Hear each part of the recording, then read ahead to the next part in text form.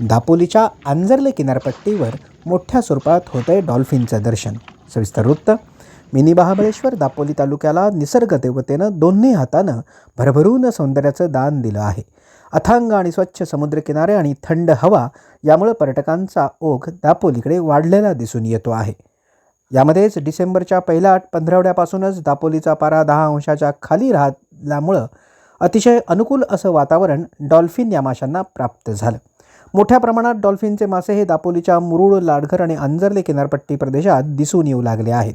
यातही अंजर्ले किनारपट्टी प्रदेशात मोठे डॉल्फिनचे मासे दिसून आल्यामुळे पर्यटकांचा आकर्षणाचा केंद्रबिंदू वाढला आहे. कोकण किनारपट्टी ही प्रामुख्यानं डॉल्फिन माशांना पूरक अशी असल्याचं दिसून आलं आहे. कोकण किनारपट्टीवर विविध प्रकारचे मासे आणि सागरी जीव मोठ्या प्रमाणात आढळतात, जे डॉल्फिन माशांसाठी उत्तम अन्नस्रोत आहेत.